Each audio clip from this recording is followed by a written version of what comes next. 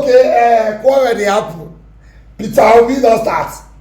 He don dey quarrel again. He's blasting the federal government. Wetin happen? Okay, so we heard that Ukraine, wey dey fight war with Russia, Ukraine look Nigeria finish, say Nigeria need help. Now Ukraine donate 250,000 tons of wheat to Nigeria to help people who are hungry. Ukraine wey dey at war. Now Peter Obi say, is this not a national embarrassment? He first of all thank Ukraine first. Say thank you for helping us. Now he face our politicians. Say, can you see the way you're embarrassing us to the world? It don't reach where Ukraine, when they at war, they help us, and we say we are at peace. So he broke down some things. He talked about the land size in Nigeria and the land size in Ukraine, the population of Nigeria and the population of Ukraine, the GDP per capita of Nigerians and the GDP per capita of Ukraine, the amount Ukraine makes in agriculture and the amount Nigeria makes in oil. Watch this. Ukraine donates food to Nigeria. Let me begin by sincerely appreciating the war-torn nation of Ukraine for their generous donation of tons of grains to Nigeria, thereby aiding our current fight against nationwide hunger.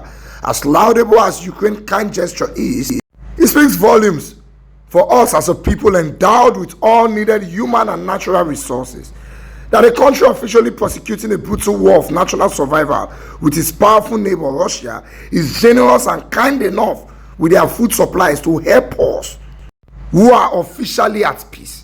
For the people of Ukraine, this act of human solidarity testifies to a rare generosity of spirit which should earn them greater global solidarity. It demonstrates our shared humanity. However, a situation like this underscores vigorously the importance of sound political leadership as the first concrete requirement for any nation desiring to develop and enhance the standard of living of its citizenry. It is disheartening that our once economically confident nation, blessed with vast arable land and abundant national resources, now relies on a war-torn Ukraine for food assistance. This national disgrace stems from years of leadership failure, necessitating urgent reflection and a reordering of our national priorities and resource management and allocation.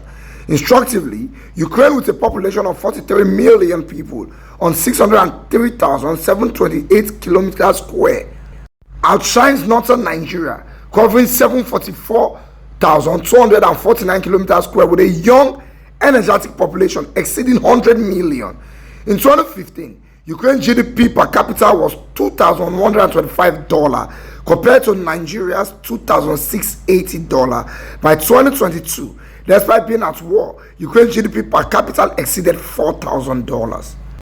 While Nigeria regressed to $2,184, Ukraine cultivates over 60% of its arable land, whereas Nigeria has over 60% uncultivated arable land. Despite the conflict, Ukraine feeds itself and exports agricultural products worth over $25 billion, which is about the same value as our crude oil export earnings. It serves as a strategic global food supplier, even providing aid to a peaceful yet unproductive Nigeria. To overcome this embarrassment, we must aggressively reorder our priorities by investing resources in productive sectors like agriculture.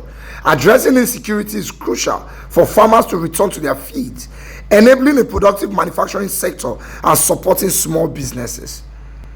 In 4 to 5 years, this concerted effort can reverse the current trend, leading us towards a productive and new Nigeria that I believe is possible and within reach. P.O. So this Peter Obi speech, they confuse some people because for the speech, he said Nigeria is officially at peace. And then he said we have insecurity issues. And some people don't understand. Let me explain to you what officially at peace means. If you Google Ukraine, you will see what's on Ukraine. If you Google Nigeria, on paper, Nigeria is a peaceful nation. But in reality, we are not peaceful, because if we are peaceful, how can a country at war be helping us with food? Now, I see one rubbish where no more right, because he start to look for appointment, not in the talk. I will come back and explain that later. The whole world, not the whole world, almost a lot of countries in the world still depend on Ukraine for wheat. Ukraine is still one of the highest suppliers of wheat in the world. But if we use Nigeria as an example with those countries are doing business with Ukraine, America, Egypt, for example. A lot of countries in Europe, they are doing business with Ukraine. Ukraine, they plant the wheat, they sell to them, then they pay for the wheat. What we are doing is not business, it's called Bambiala. They sell to America, they donate to Nigeria. They look and say we need help. Now they say before hunger go kilo now, take 250 tons of wheat and share for people who need help. Can I shock you? I will not be surprised if those wheats end up in the house and warehouses of politicians. Now guess what Peter Obi is trying to tell you here? Northern Nigeria is bigger than Ukraine by far. If we want to talk about land, Northern Nigeria alone, not Southern, not Southwest, Southeast, and South, only the Northern is bigger than Ukraine by far. The full money where Nigeria they make from crude oil production, only Ukraine they make out from the agriculture. No, not the oil, only agriculture. 60% of the land in Ukraine is cultivated. That means people are farming on it. Over 60% of the land in Nigeria is not cultivated, which means people are not farming on it. And the reason is because we are so insecure that we can't go to the farms. Why we go to beg Ukraine for food? Why? In 2015, GDP per capita of Nigeria is higher than that of Ukraine. That means if you divide everybody in Ukraine and share the money where Ukraine get to everybody, then you divide everybody for Nigeria and share the money where Nigeria get to everybody, we are richer than them. But by 2022, why they are even at war, they are now richer than us. GDP per capita in Ukraine is now $4,000. Why they are increasing to $4,000, we are reducing. This is a cause for concern, but when we explain, the people with their brain not fit think and well, they go say, hey, you hear they talk, what can you do in 1 year? Because they can't understand what we're telling them. Why would somebody who does not have enough land like me be giving me food if I'm not mad? I have more population, I have more land, so why is he giving me food when I have more people to plant and I have more land to plant on? If not the wish, they worry me. Why? So these are the issues until we start to look at these things and understand that we are behaving like mad people. Meanwhile, our politicians earn more than Ukraine politicians.